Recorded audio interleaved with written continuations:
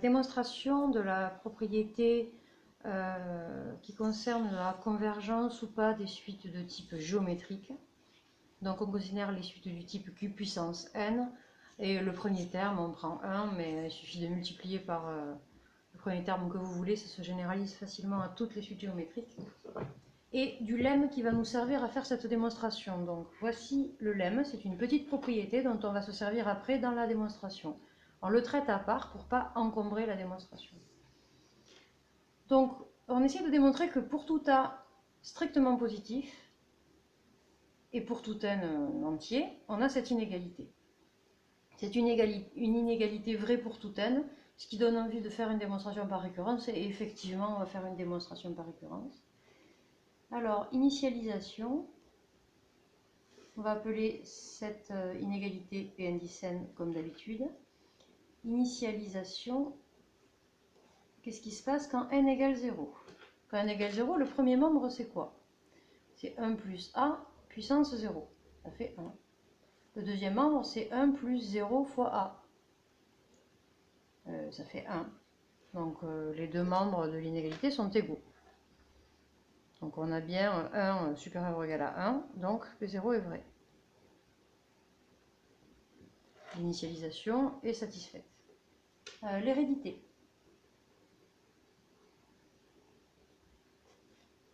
Donc on va prendre n d'un grand N tel que Pn 10n soit vrai. On va voir ce qui se passe pour n plus 1.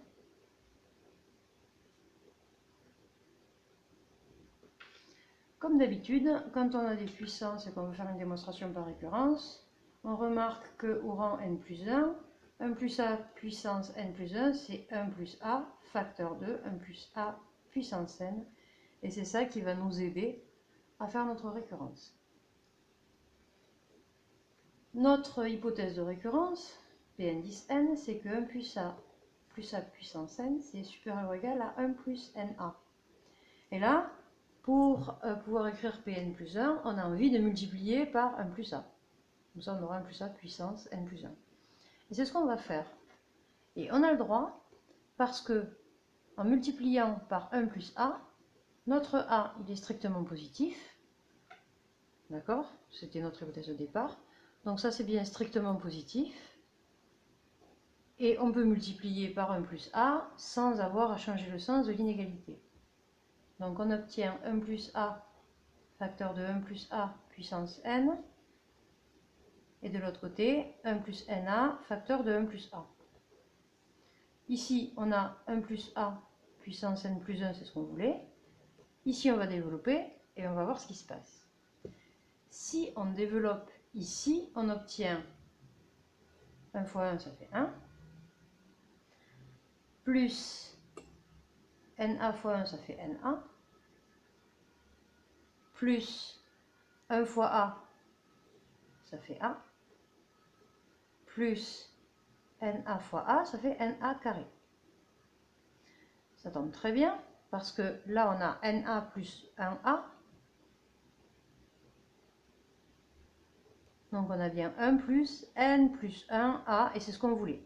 Il nous reste ce plus na carré, mais comme a est strictement positif et que n c'est un entier, ça c'est positif ou nul. Donc on a 1 plus n plus 1a auquel on a rajouté un positif. Donc comme on a rajouté quelque chose, on obtient un second membre ici qui est plus grand que 1 plus n plus 1a. Donc a fortiori on a ça qui est plus grand que 1 plus n plus 1a, ce qui est bien la propriété Pn plus 1, c'est-à-dire celle-ci écrite avec n plus 1. Donc ça c'est Pn plus 1 est vrai. On a prouvé l'hérédité. Conclusion.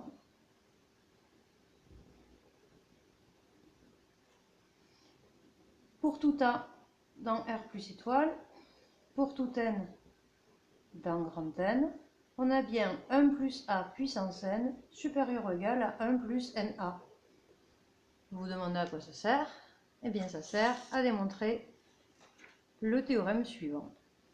Dans le théorème suivant, il faut bien retenir la démonstration du premier cas, parce que le deuxième cas, c'est une suite, vous voyez, la raison c'est 1. Une suite géométrique de raison 1, c'est des termes qui sont du type 1 fois 1 fois 1 fois 1, donc ça fait 1, c'est une suite constante égale à 1, donc il n'y a pas de vrai problème sur le deuxième cas.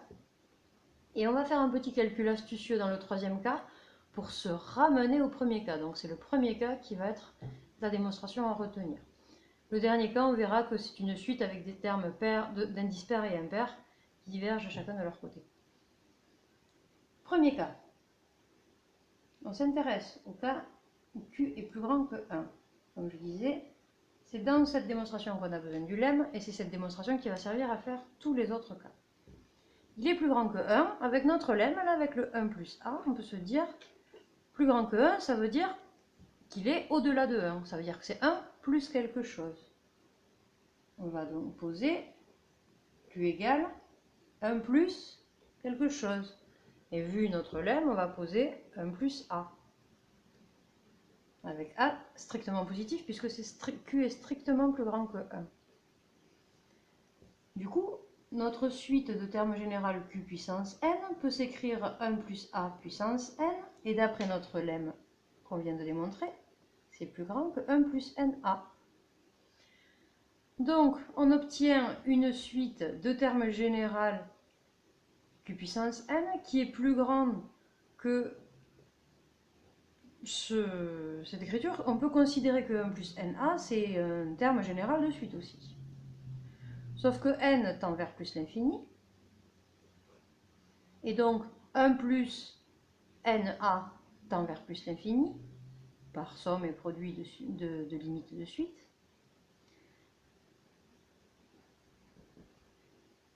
Donc, on peut écrire que la limite quand n tend vers plus l'infini de un, c'est plus l'infini. Ou un, c'est 1 plus NA avec n dans grand N. Donc, la suite de termes général Q puissance n est plus grande. Tous ces termes sont plus grands que ceux d'une suite tendant vers plus l'infini. Donc, d'après une propriété qui est en amont dans le cours et qui est démontrée dans une autre vidéo, la suite de termes général Q puissance n elle-même tend vers plus l'infini quand n tend vers plus l'infini. Évidemment, on peut aussi écrire ça, limite quand n tend vers plus l'infini de Q puissance n égale plus l'infini. Voilà. Le cas Q égale 1, Q puissance n est stationnaire égale à 1. Donc, sa limite, quand n tend vers plus l'infini, c'est la même que la limite de la suite de termes général 1. Hein. Donc, cette limite, c'est 1. Il n'y a pas de discussion possible. Alors, un cas intéressant, c'est le cas où valeur absolue de Q est plus petit que 1. Parce que dire que Q est entre moins 1 et 1, c'est dire que valeur absolue de Q est plus petit que 1. Mais rappelez-vous, dans les hypothèses du théorème, on a pris Q non nul. Parce que le cas Q égale 0, c'est une suite constante égale à 0. C'est un peu aussi intéressant, à peu près aussi intéressant que ça. Donc, si on vous le demande, vous le traitez ce cas-là, mais c'est pas difficile. Donc, en fait, votre raison Q, elle est comprise entre moins 1 et 1, mais il n'y a pas 0. Donc, il y a deux cas, soit elle est ici, soit elle est ici. Ben, on va faire deux cas. Le premier cas, c'est si elle est entre moins 1 et 0. On va essayer de se ramener à cette première démonstration qu'on a tellement bien faite. Donc on aimerait bien on aimerait bien avoir une suite avec une géométrique avec une raison plus grande que 1. Pour avoir quelque chose de plus grand que 1, déjà on va prendre l'opposé ici en multipliant par moins 1 cette inégalité. Si on multiplie par moins 1 cette inégalité, attention, ça change le sens. Moins Q est plus petit que 1. Moi, je ne veux pas quelque chose de plus petit que 1, je veux quelque chose de plus grand que 1. Donc, pour se ramener à ça, maintenant, on prend l'inverse. 1 sur moins q, plus grand que 1 sur 1, et 1 sur 1, c'est 1. Donc, je vais m'intéresser à cette suite, et je vais appeler ça q'. On écrit, on pose q' égale moins 1 sur q. Donc la suite de termes général q' puissance n, cette suite-là, c'est une suite géométrique avec une raison plus grande que 1, et d'après ce qui précède, elle tend vers plus l'infini. Quand n tend vers plus l'infini. Je vous donne un peu toutes les façons d'écrire la limite de suite. Il y a celle-là, avec quand n tend vers plus l'infini, la limite écrite comme ça. Donc elle tend vers plus l'infini. Et si j'écris, là j'ai écrit q' en fonction de q, si je reprends cette égalité, elle est équivalente, on reprend l'opposé, on reprend l'inverse, q c'est moins 1 sur q'. Je multiplie par moins 1 de chaque côté, je prends l'inverse de chaque côté. Donc q puissance n, c'est moins 1 sur q' puissance n. Donc, je sais que cette suite-là a un terme général qui tend vers plus l'infini. Q puissance n, c'est moins 1 puissance n sur q' puissance n avec cette suite qui tend vers plus l'infini. On pourrait être gêné par le moins 1 puissance n, mais en fait, 1 sur un infini, ça va tendre vers 0. Donc si vous voulez, vous l'écrivez comme ça, q puissance n égale moins 1 puissance n, multiplié par 1 sur q' puissance n. Ça tend vers 0. Ça, c'est égal à moins 1 ou 1, mais moins 1 ou 1 fois 0. Si vraiment on veut détailler, on peut séparer les termes d'indice pair et les termes d'indice impair et montrer que les deux tendent vers 0. Donc, limite, quand n tend vers plus l'infini, de q puissance n, c'est 0.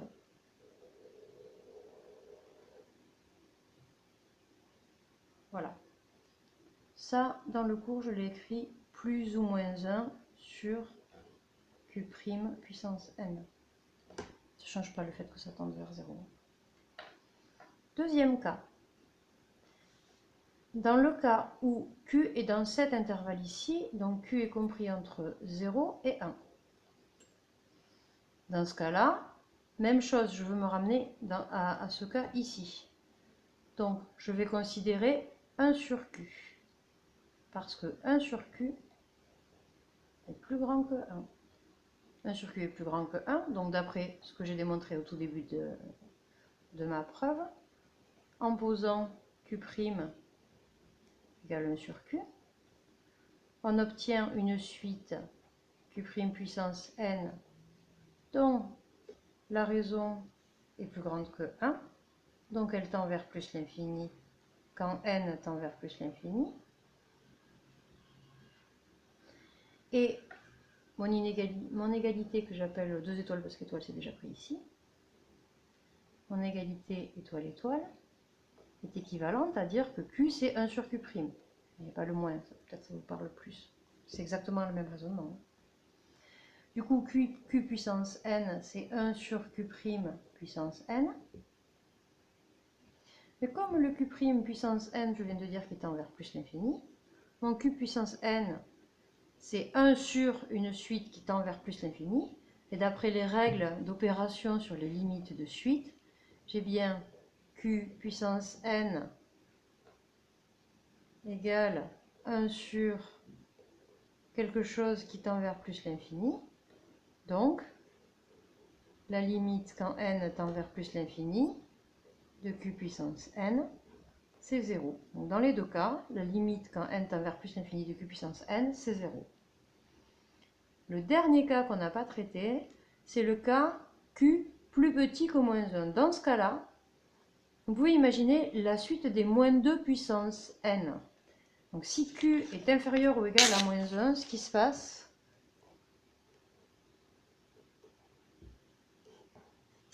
quand q est plus petit que moins 1, c'est que les termes d'indice pair et q puissance 2p, la suite des termes d'indice pair avec p dans n, c'est une suite géométrique avec, on peut la considérer comme les q carrés puissance p. Ça c'est du a puissance a, voilà. X puissance a puissance b, c'est x puissance a fois b, d'accord? Q carré, q est plus petit que moins 1, mais attention, q est plus petit que moins 1, ça veut dire quoi? Ça veut dire que là j'ai 0, là j'ai moins 1, q il est ici. Ça veut dire qu'en valeur absolue, sa valeur absolue est plus grande que 1. Sa valeur absolue est plus grande que 1. Ça veut dire que q au carré c'est la même chose que valeur absolue de q au carré, est elle-même plus grande que 1. D'après ce qui précède, ça tend vers plus l'infini. Donc cette suite des q puissance 2p, c'est-à-dire des termes d'indice pair, elle tend vers plus l'infini quand n tend vers plus l'infini. Maintenant, si je considère la suite des termes d'indice impair, les 2p plus 1, p dans n, je peux dire que q puissance 2p plus 1, c'est q puissance 2p fois q. Cette suite, on vient de montrer qu'elle tendait vers plus l'infini. Ce terme-là, il est strictement plus petit que moins 1, mais en tout cas il est négatif. C'est une constante négative, par exemple moins 2. Et donc, cette suite des q puissance 2p plus 1, avec p dans grand N, par produit des limites, elle tend vers moins l'infini. Un terme vers plus l'infini. Donc on a les termes d'indice pair qui vont vers plus l'infini, les termes d'indice impair qui vont vers moins l'infini, ça fait quelque chose comme ça. Donc voilà les termes d'indice pair. Par exemple. Et voilà les termes d'indice impair qui partent de leur côté vers moins l'infini. Donc la suite elle diverge et elle n'a pas de limite. Parce que si une suite a une limite, elle est unique. On ne peut pas en avoir deux. Encore moins de limite infinie. Voilà.